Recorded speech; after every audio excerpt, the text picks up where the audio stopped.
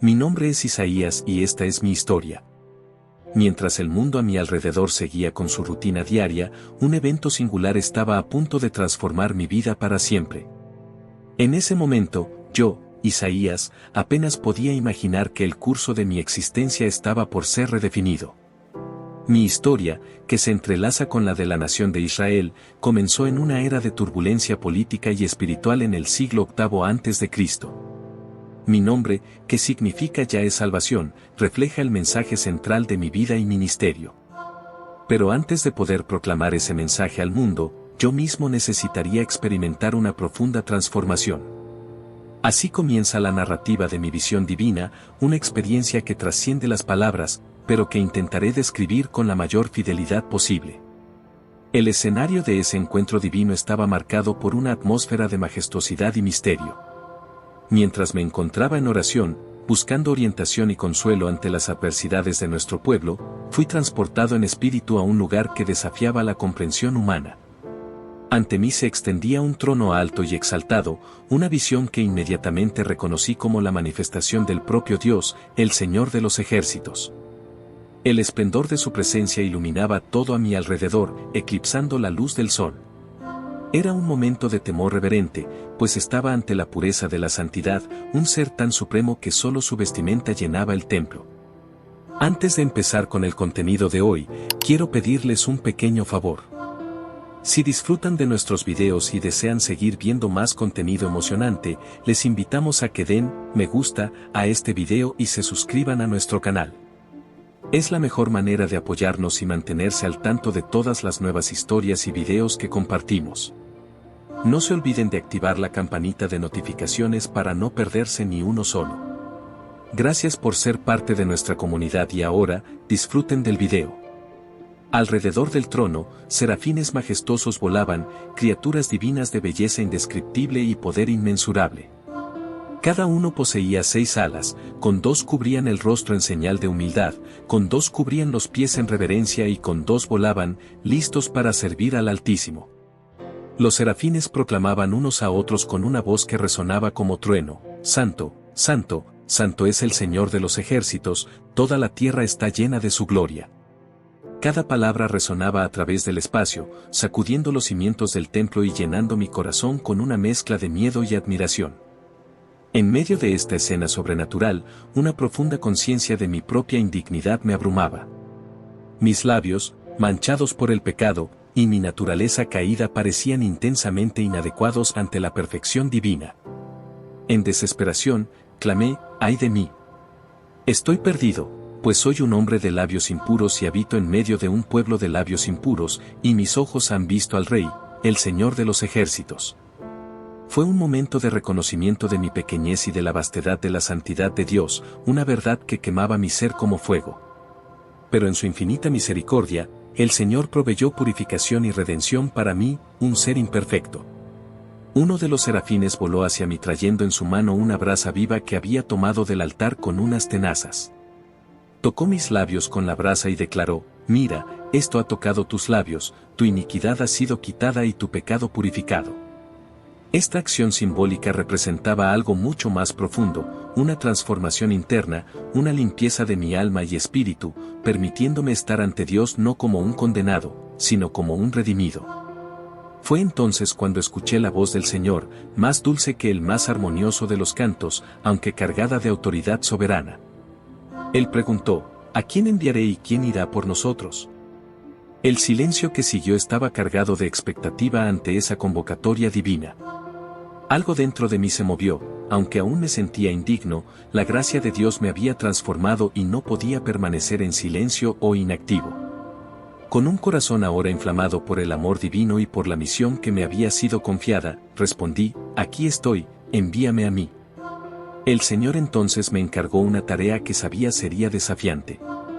Me advirtió que, a pesar de que mi mensaje era de extrema importancia, muchos no escucharían ni entenderían. Ve y dile a este pueblo: escuchad bien, pero no entendáis, mirad bien, pero no percibáis. Esta sería la realidad de mi ministerio, anunciar la verdad de Dios a corazones endurecidos y oídos sordos. La misión era desalentadora, pero estaba dispuesto a enfrentarla, pues sabía que no estaba solo. El Señor estaría conmigo. Así, armado con esta visión divina y la misión que me había sido encomendada, regresé al mundo de los hombres. Pero no como antes. Yo era ahora un mensajero de Dios, portador de un mensaje de salvación y juicio. El llamado profético no era solo una tarea, era una transformación de vida, una identidad redefinida. La advertencia de que muchos no atenderían al mensaje no disminuía su importancia, al contrario, intensificaba mi determinación de proclamar la palabra de Dios con fidelidad, independientemente de las consecuencias. Los años siguientes estuvieron marcados por desafíos y oposiciones, pero también por momentos de profunda comunión con Dios. Mi viaje no fue fácil, enfrentando no solo la incredulidad y la hostilidad del pueblo, sino también el dolor personal y el cuestionamiento. Sin embargo, cada dificultad solo sirvió para fortalecer mi fe y mi resolución de cumplir el llamado que había recibido. Al amanecer de mi llamado, mientras las sombras aún se escondían en los valles de Judá y Jerusalén, yo, Isaías, sentía el peso de la misión que me había sido confiada. Las primeras palabras que Dios puso en mis labios no eran de consuelo o paz, sino de advertencia. Mi alma estaba agitada, pero la convicción de llevar a cabo la voluntad de Dios me sostenía. El mensaje que debía proclamar confrontaba la corrupción, la injusticia social y la falsedad religiosa que se habían arraigado profundamente en el corazón de mi pueblo. Era una tarea que me hacía temblar, pero sabía que la verdad de Dios necesitaba ser oída, incluso si eso me costaba todo. A medida que caminaba por las calles de Jerusalén, las visiones que el Señor me había concedido llenaban mi mente. Veía el esplendor de la ciudad, los templos imponentes y los mercados llenos de vida. Sin embargo, bajo esa apariencia de belleza y prosperidad, había una corrupción que carcomía el alma de la nación. El rico explotaba al pobre, la justicia se vendía al mejor postor y el clamor de los necesitados era ignorado. Mientras tanto, el pueblo se entregaba a una falsa religiosidad, creyendo que rituales vacíos podrían aplacar la ira de Dios. Ante esta realidad, me erguí en la plaza pública, impulsado por una fuerza que superaba mi propio miedo. Oíd, oh cielos, y presta oído, oh tierra, porque el Señor ha hablado, crié hijos y los engrandecí. Mis palabras cortaban el aire como una espada afilada, buscando despertar el corazón adormecido de mi pueblo. La advertencia divina era clara: si no regresábamos a los caminos del Señor, el juicio inevitable vendría sobre nosotros. Aún así, en medio de las palabras de juicio, había un hilo de esperanza. Proclamé que, a pesar de la dureza de corazón del pueblo, el Señor ofrecía redención. Lavaos, purificaos, quitad la maldad de vuestras obras delante de mis ojos. Dejad de hacer el mal. Era un llamado al arrepentimiento, a la transformación de vida que podría restaurar la relación rota entre Dios y su pueblo. Esa era la belleza del corazón de Dios, incluso frente a la rebelión, su mano aún estaba extendida para salvar. Sin embargo, la respuesta a mi llamado fue mixta. Algunos corazones se inclinaron hacia el mensaje, reconociendo la verdad en mis palabras y buscando el camino de la oración. Sin embargo, muchos se cerraron, endureciendo aún más sus corazones. No podían soportar escuchar sobre sus propios pecados y la necesidad de cambio. La resistencia que enfrenté fue intensa, manifestándose tanto en hostilidad abierta como en indiferencia gélida. Pero no podía callarme. Movido por la visión del trono de Dios y por la santidad que allí presencié, continué proclamando las profecías que me habían sido confiadas. Ay de aquellos que dictan leyes injustas y de los escribas que escriben opresión, para desviar el juicio de los necesitados y para quitar el derecho de los pobres de mi pueblo. Mi voz se elevaba contra la injusticia, clamando por verdadera justicia y rectitud. Las profecías contra Judá y Jerusalén no eran solo palabras de condenación, eran una invitación al despertar espiritual. Hablé de un futuro donde la justicia fluiría como un río y la rectitud como un arroyo perenne, un futuro en el que, a pesar de la disciplina divina, la promesa de restauración y redención brillaba como una luz al final del túnel. Era una visión de esperanza que trascendía el inminente juicio, apuntando a un tiempo en que Dios mismo establecería su reino de paz y justicia. Mientras proclamaba estas verdades, enfrentaba persecución y rechazo.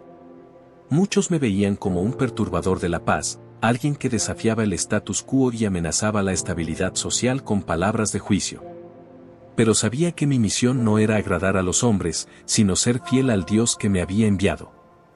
Mi esperanza estaba firmemente establecida en la promesa de que, en el tiempo de Dios, sus palabras a través de mí alcanzarían los corazones preparados para recibirlas. Así, mi ministerio se desplegaba día tras día, año tras año. Con cada mensaje entregado, con cada profecía proclamada, veía el tejido de la historia de mi pueblo siendo entrelazado por la mano divina. En medio del dolor y del juicio, la promesa de redención permanecía firme. En una época marcada por la turbulencia y el miedo, donde la sombra de la guerra se extendía sobre la tierra de Judá, yo, Isaías, fui enviado con un mensaje de esperanza en medio de la desesperación. La invasión siria e efraimita amenazaba no solo la paz de nuestro pueblo, sino la misma esencia de nuestra fe. Fue en medio de este escenario de incertidumbre que el Señor me llamó para entregar una profecía que trascendía el tiempo, una promesa que se convertiría en el fundamento de la esperanza para todas las generaciones. El rey Acaz, cuyo corazón estaba perturbado por las noticias de los ejércitos que avanzaban contra Jerusalén, se encontraba en el patio del templo cuando me acerqué a él. Su expresión era una mezcla de temor e indecisión, un reflejo de la angustia que afligía a su pueblo.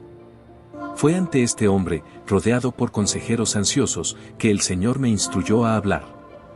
El mensaje que llevaba era poderoso, destinado a transformar el miedo en fe, la duda en certeza. Por tanto, el mismo Señor os dará una señal, he aquí que la Virgen concebirá y dará a luz un hijo, y llamará su nombre Emmanuel. Las palabras fluían de mis labios con una claridad y una fuerza que solo podrían venir del divino.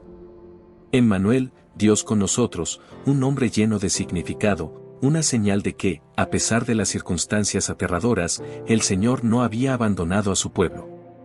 La reacción de Acaz fue de escepticismo, su mente política incapaz de comprender la magnitud de lo que se estaba revelando. Sin embargo, la profecía no era solo para él, sino para todos los que oyeran. Una promesa divina de presencia y protección. El nacimiento de Emmanuel sería un testimonio eterno de la cercanía de Dios con su pueblo, una luz en la oscuridad que rodeaba a nuestra nación. A pesar del rechazo y la incredulidad, mi misión continuaba. No podía callar. Con cada palabra de juicio, también ofrecía palabras de esperanza. El mensaje de Emmanuel no solo apuntaba a un futuro distante, sino que era un recordatorio constante de que, en medio de la adversidad, Dios estaba con nosotros, guiando, protegiendo y redimiendo. Y así, seguí proclamando, confiando en que, en su debido tiempo, las promesas de Dios se cumplirían, trayendo restauración y paz a mi pueblo. Mientras me alejaba del rey, mi corazón estaba lleno de una mezcla compleja de emociones. Era consciente de la incredulidad que mis palabras podrían despertar, de la posibilidad de ser malinterpretado o incluso rechazado. Sin embargo, la certeza de la verdad que se me había confiado superaba cualquier temor. La promesa de Emmanuel era un faro de esperanza, un ancla segura en medio de las tormentas de la vida. En los días y meses que siguieron, mientras los rumores de guerra se intensificaban y la desesperación parecía apoderarse del corazón del pueblo, la profecía del nacimiento de Emmanuel servía como un recordatorio constante de la fidelidad de Dios. La promesa de que una virgen concebiría y daría a luz un hijo desafiaba la lógica humana, un milagro que solo podría ser orquestado por el Creador. Veía en los ojos de aquellos que creían un destello de esperanza reavivado. La promesa de Emmanuel se convirtió en un tema de conversación en los hogares y en las calles, un susurro de fe en medio del clamor de la incertidumbre. Incluso aquellos que dudaban no podían ignorar la posibilidad de un milagro, la idea de que quizás Dios estaba a punto de hacer algo extraordinario. El tiempo pasó y la amenaza de la invasión sirio-efraimita se desvaneció, pero la promesa de Emmanuel permaneció, esperando su cumplimiento en el tiempo determinado por Dios. Mi misión como profeta me llevó a entregar muchos otros mensajes, pero la profecía de Emmanuel ocupaba un lugar especial en mi corazón, un símbolo de esperanza y redención. Años después, mucho más allá de mi tiempo en la tierra, la promesa de Emmanuel se materializaría de una manera que superaría todas las expectativas. El nacimiento de ese niño, en circunstancias humildes, sería el comienzo de una historia de amor, sacrificio y salvación que resonaría a través de los siglos, tocando el corazón de millones. Mientras el crepúsculo envolvía a Jerusalén con su manto suave, yo, Isaías, me encontraba en profunda meditación sobre el destino de mi pueblo. Las palabras del Señor fluían en mi corazón como un río caudaloso, trayendo revelaciones que trascendían el entendimiento humano. Fue en uno de esos momentos sagrados que recibí una visión que no solo definiría el curso de la historia, sino que también encendería una llama de esperanza en las almas cansadas de generaciones futuras. Esta no era un mensaje cualquiera, era la promesa del nacimiento de un niño cuyo reinado inauguraría una era sin precedentes de paz y justicia. Las sombras de la noche no podían ocultar el brillo de la revelación divina que iluminaba mi mente, porque un niño nos es nacido, un hijo nos es dado, y el principado sobre su hombro. Cada palabra parecía grabada a fuego en mi alma, un testimonio del poder inquebrantable de Dios para cumplir su voluntad soberana. Este niño prometido, en medio de tribulaciones y desesperación, sería el puente para la redención, el eslabón perdido restaurado entre lo divino y la humanidad. En mi visión, vi los títulos de honor que serían atribuidos a este heredero divino: admirable consejero, Dios fuerte, Padre eterno, Príncipe de paz. Cada nombre era un océano de significado, reflejando las múltiples facetas de su carácter y ministerio. Sería la fuente de sabiduría incomparable, el héroe invencible en batalla, el guardián de la eternidad y el arquitecto de una paz que trascendería todo entendimiento humano. La magnitud de esta profecía se elevaba como una montaña ante mí, imponente y gloriosa. Del aumento de su gobierno y de la paz no habrá fin, sobre el trono de David y sobre su reino, para afirmarlo y fortalecerlo con juicio y con justicia desde ahora y para siempre. Las palabras pintaban el cuadro de un reinado eterno, fundamentado en la justicia y la rectitud. Este niño, nacido de la estirpe de David, no solo asumiría el trono ancestral, sino que también ampliaría su dominio hasta los confines de la tierra. Este sería un reino cuyos fundamentos serían inquebrantables. Mientras la noche avanzaba, mi mente contemplaba la perpetuidad de ese reino. El celo de Jehová de los ejércitos hará esto. Era una promesa de renovación total donde el oprobio y la injusticia serían desterrados, reemplazados por un gobierno que reflejaría la esencia misma de Dios. Este no sería un reino de conquistas terrenales, sino de transformación del corazón humano, un reino donde la paz sería la ley y el amor el lenguaje universal. La responsabilidad de llevar tal mensaje era al mismo tiempo un privilegio y una carga. ¿Cómo transmitiría a mi pueblo la grandiosidad de lo que estaba por venir? ¿Cómo convencería a corazones endurecidos por la adversidad de que el Dios de sus antepasados aún obraba milagros? Mi alma luchaba con estas preguntas, buscando en la fe la fuerza para proseguir. En las semanas y meses siguientes, me convertí en un heraldo de esa esperanza, proclamando en las calles de Jerusalén y por toda Judá la promesa del nacimiento del niño. Muchos me escuchaban con incredulidad, incapaces de comprender cómo tal profecía podría cumplirse.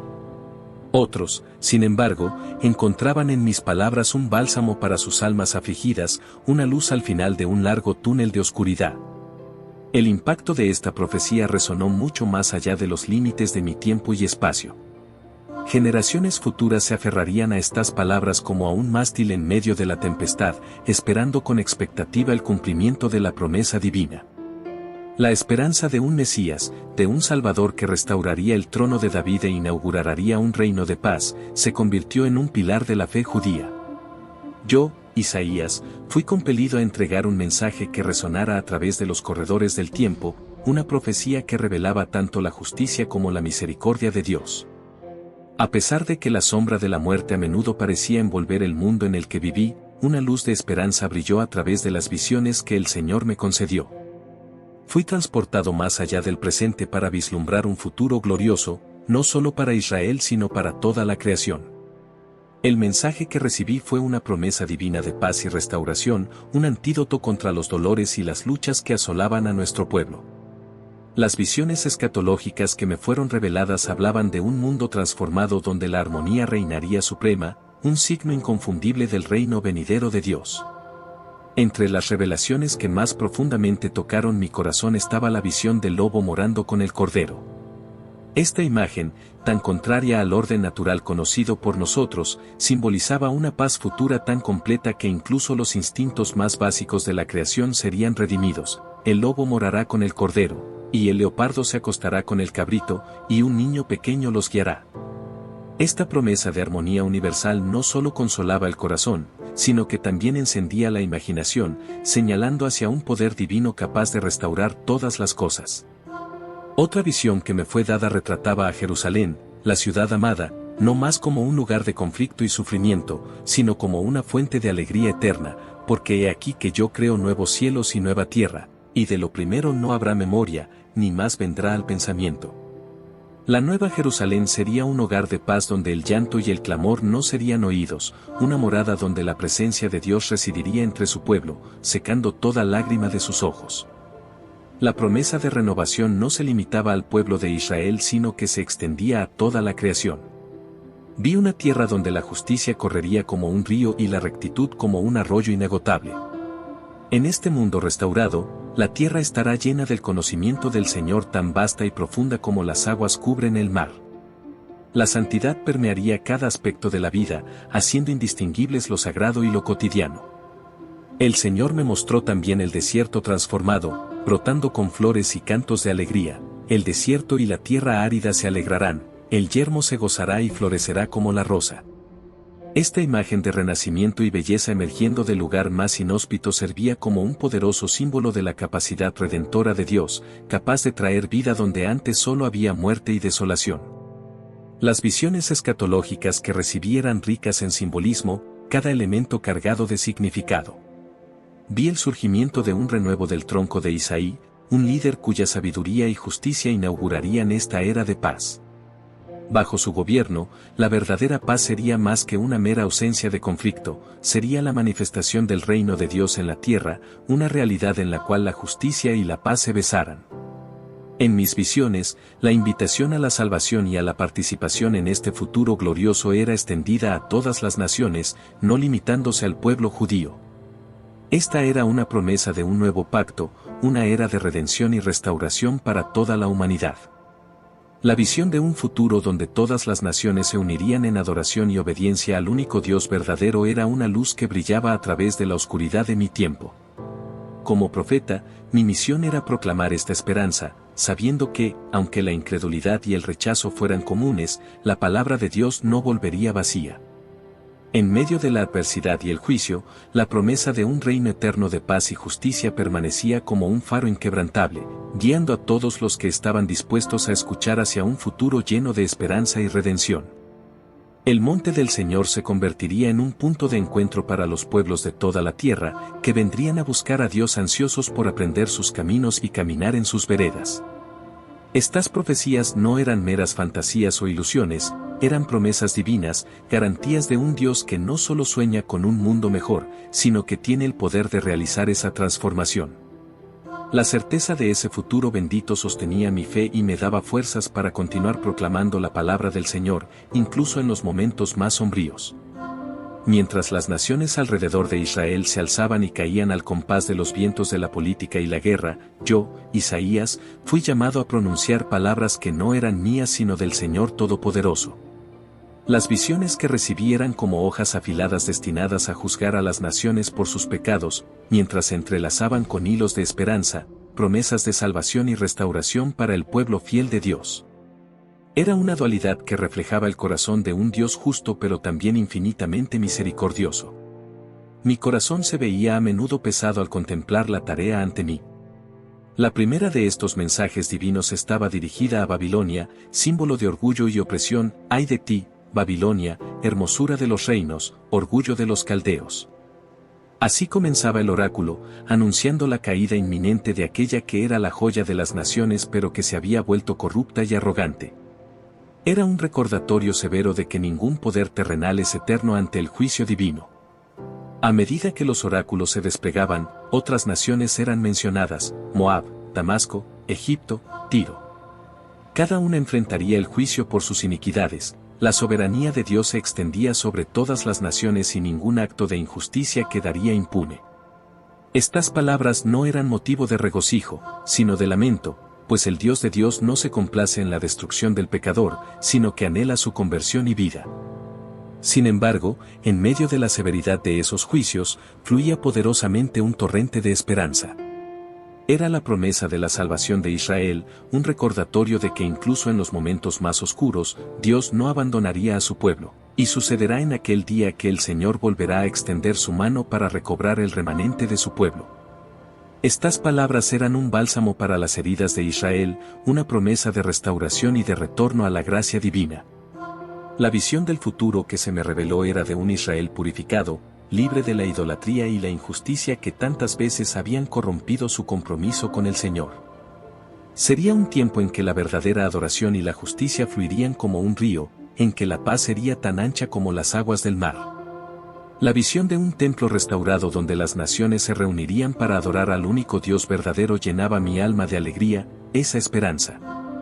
La visión revelada no se limitaba al pueblo de Israel, los oráculos revelaban un plan divino mucho más amplio, una salvación que se extendería a todas las naciones. En aquel día habrá un camino desde Egipto hasta Asiria, los asirios irán a Egipto y los egipcios a Asiria, y los egipcios adorarán con los asirios.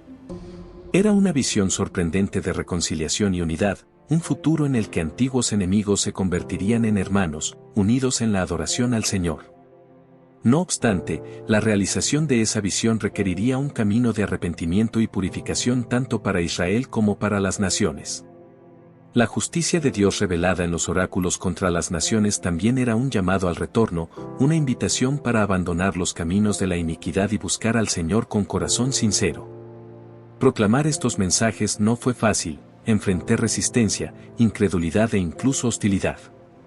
Pero la convicción de la verdad y la urgencia de esas palabras me sostenían. Sabía que aunque el juicio era inevitable, el corazón de Dios anhelaba la redención de sus criaturas, el día en que su gloria llenaría la tierra. Testifiqué muchos eventos que revelaron el poder y la misericordia de Dios. Uno de esos momentos fue profundamente personal e impactante, involucrando al rey Ezequías, un hombre de fe notable y un líder dedicado al bien de Judá. Yo, Isaías, fui testigo y participante en los días en que la sombra de la muerte se cernía sobre él. Una enfermedad mortal amenazaba con acabar con su vida y su reinado en un tiempo de gran angustia para el reino, cuando las fuerzas de Asiria lanzaban sombras amenazadoras sobre nuestra tierra. Fue entonces cuando Ezequías enfermó. El Señor me envió al rey con un mensaje que haría el corazón de cualquier hombre temblar. Así dice el Señor, pon en orden tu casa, porque morirás y no vivirás. Entregar tal noticia a un rey amado y justo no era tarea fácil, pero la voluntad de Dios es soberana y misteriosa y debe ser comunicada con fidelidad. Ezequías, al recibir la noticia de su inminente muerte, volvió su rostro hacia la pared y oró al Señor con una intensidad y sinceridad que solo un corazón verdaderamente afligido puede expresar. Sus palabras eran un reflejo de su vida ante Dios, recordándole al Señor cómo había caminado con verdad y con un corazón íntegro, y había hecho lo que era bueno a sus ojos. Las lágrimas de Ezequías eran el testimonio silencioso de su fe y angustia. La respuesta de Dios a esa oración sincera llegó de manera sorprendente e inmediata. Antes incluso de que abandonara el patio, la palabra del Señor vino a mí, diciendo que regresara y le dijera a Ezequías, he oído tu oración, he visto tus lágrimas, he aquí, añadiré a tus días 15 años. Además, el Señor prometió liberar la ciudad de las manos del rey de Asiria y defenderla. Era una promesa de curación y protección divina, un signo del favor de Dios sobre Ezequías y sobre Jerusalén. La promesa divina para Ezequías también vino acompañada de una señal, algo tan extraordinario que desafiaría la comprensión humana. La sombra en el reloj de sol de Akash retrocedería 10 grados. Este milagro serviría no solo como una garantía de la promesa de Dios, sino también como un testimonio para todas las generaciones del poder soberano de Dios sobre la creación, capaz de revertir el curso del sol. La recuperación de Ezequías no fue solo un triunfo personal, sino una señal para el pueblo de Judá de que Dios estaba con ellos incluso frente a la amenaza asiria. El rey, habiendo recibido una nueva oportunidad de vida, se dedicó con renovado fervor al liderazgo. La gratitud y la adoración brotaron del corazón de Ezequías, expresadas en un cántico que hablaba de su angustia y del libramiento divino. Reconoció la mano de Dios en su curación, viendo en ello un llamado para vivir sus días restantes con una conciencia más profunda de la presencia y propósito de Dios para su vida. Este episodio en la vida de Ezequías se convirtió en una de las muchas historias de fe y poder divino que componían la rica y compleja tapicería de nuestra herencia espiritual. Fue un testimonio de la intimidad que un hombre puede tener con Dios, de la eficacia de la oración sincera y de la realidad de que nuestra vida está en las manos de Dios, quien puede fácilmente alterar el curso del destino humano según su voluntad. En medio de las cenizas de la desolación y la desesperanza, donde el pueblo de Israel se encontraba bajo el yugo de Babilonia, se me dio un nuevo mensaje de esperanza para compartir. Esta parte de mi misión se reveló en un periodo posterior, cuando la necesidad de consuelo y renovación era más apremiante que nunca. Las palabras que fluían eran como aguas refrescantes en tierra seca, destinadas a reavivar el alma de un pueblo quebrantado, prometiendo la liberación del exilio y el retorno a la tierra prometida. Consolad a mi pueblo, decía el Señor. Estas palabras eran un mandato divino, un llamado a hablar directamente al corazón de Israel con palabras de consuelo y esperanza. El exilio había sido un periodo de intensa prueba y purificación, pero ahora era el momento de mirar más allá de la disciplina hacia la promesa de restauración y salvación que Dios había preparado para su pueblo. La soberanía de Dios sobre toda la creación y la historia humana era un tema central en estos mensajes. Quien midió las aguas en el hueco de su mano o con la amplitud de su mano marcó los cielos, estas preguntas retóricas destacaban la grandeza incomparable de Dios, reafirmando que el mismo Dios que creó los cielos y la tierra estaba plenamente capacitado para liberar a su pueblo del cautiverio. La promesa de liberación no se basaba en la fuerza o la virtud de Israel, sino en la fidelidad y el amor inquebrantable de Dios por su pueblo. Él había elegido a Israel no por su grandeza, sino por su propia gloria y propósito.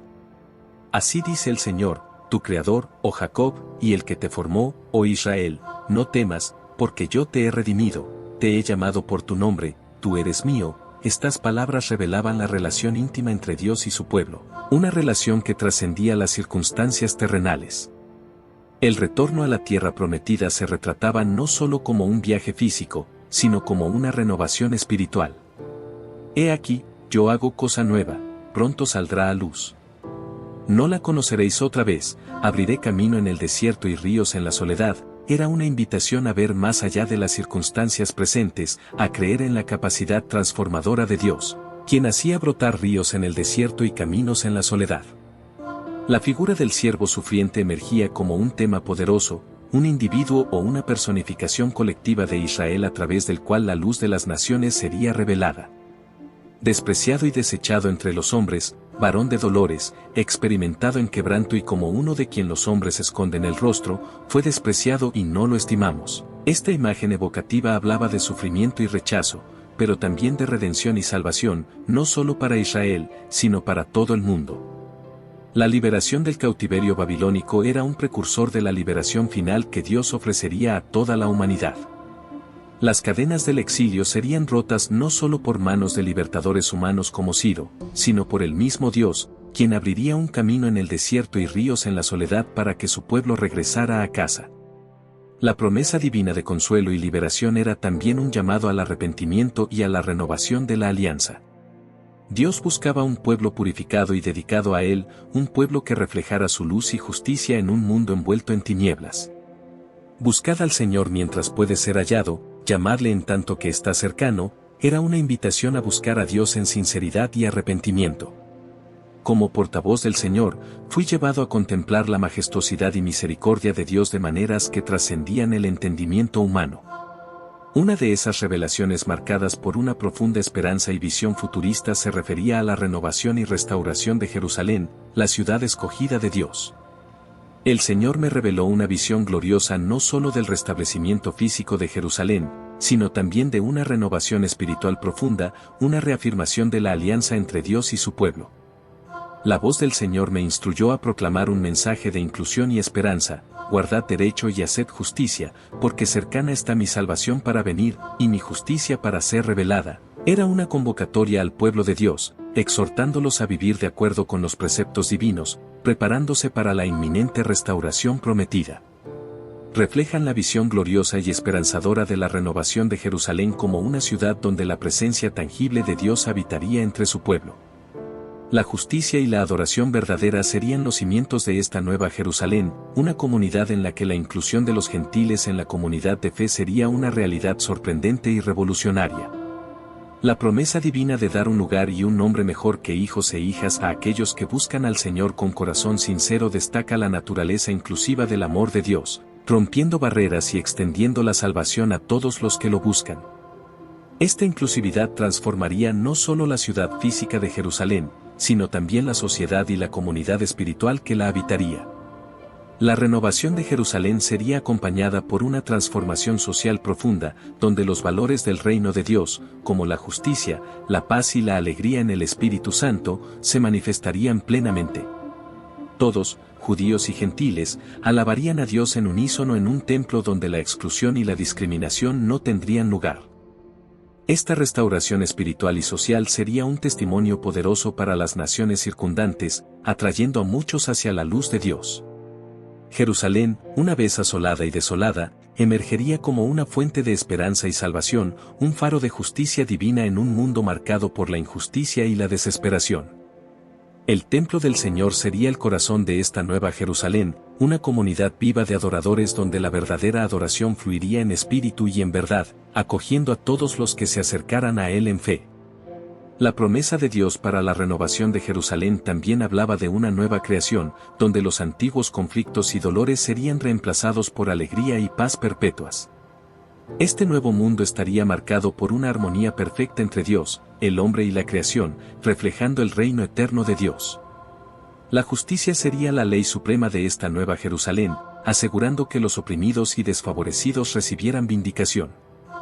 En esta ciudad, cada individuo disfrutaría del fruto de su trabajo en paz y seguridad bajo la mirada benevolente del Señor.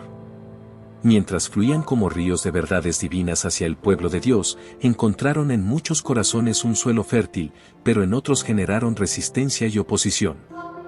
Mi camino profético no solo fue a través de valles de revelaciones y montañas de visiones divinas, sino también por caminos áridos de persecución y sombras de muerte durante el reinado de Manasés, un tiempo de gran apostasía y retorno a las prácticas idólatras que tanto combatí. Mi presencia y mis profecías se volvieron intolerables, mi insistencia en la justicia de Dios, en la pureza de la adoración y en el arrepentimiento de los pecados chocaba frontalmente con la corrupción e idolatría promovidas por el trono. Mi vida dedicada a proclamar la soberanía de Yahvé estaba en un curso de colisión con las fuerzas dominantes de la época. Aunque no registrada en los cánones bíblicos, la tradición narra mi destino final en manos de aquellos que no podían soportar la verdad. Se dice que por orden de Manasés fui martirizado, un testigo de la fe hasta el último aliento. Entre las historias contadas, una de las más dolorosas sugiere que fui aserrado en dos. Un fin terrible reservado para aquellos cuyas palabras se consideraban demasiado perturbadoras para ser toleradas. Este relato, aunque no se encuentra en la Escritura, resuena con el eco de muchos profetas y fieles que sufrieron por su fe.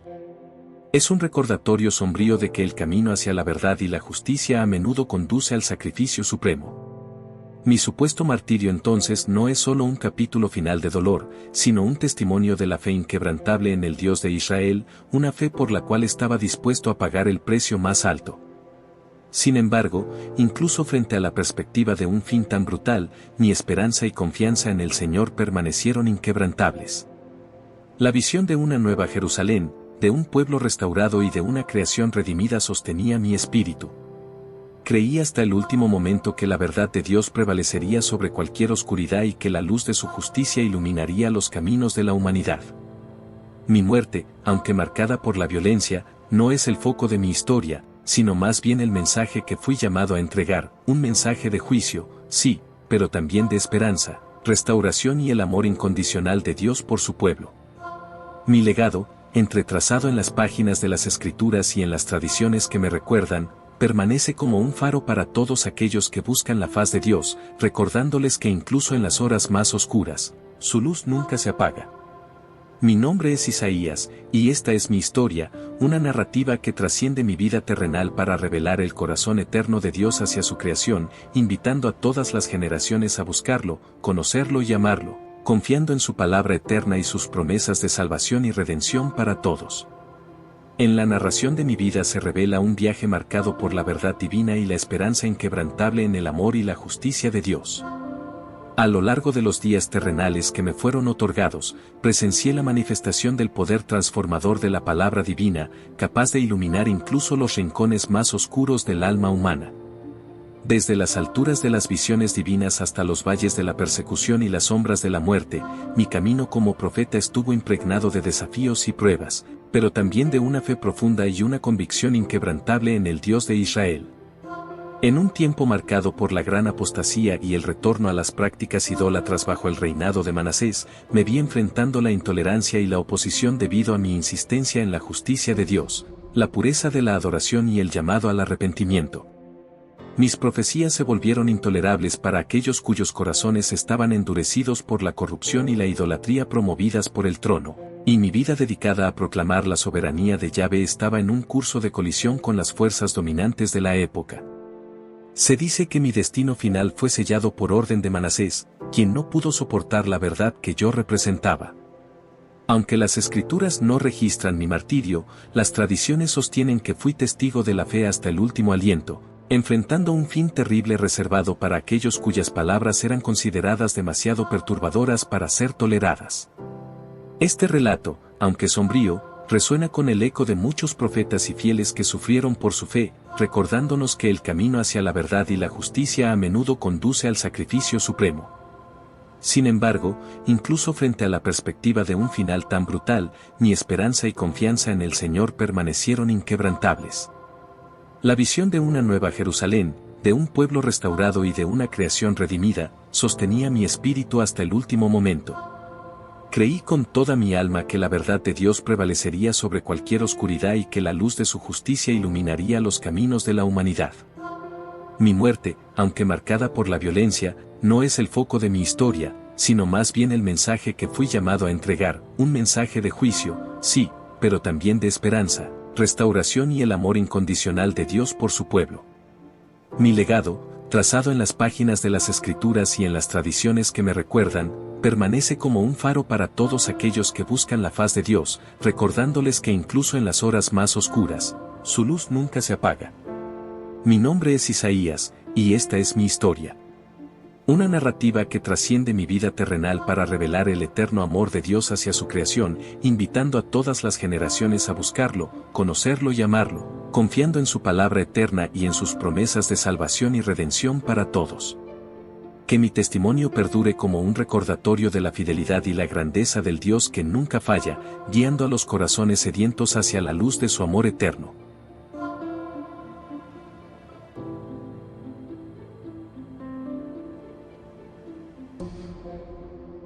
Si te gustó, deja tu me gusta, suscríbete al canal y comparte con aquellos a quienes amas. Hasta luego.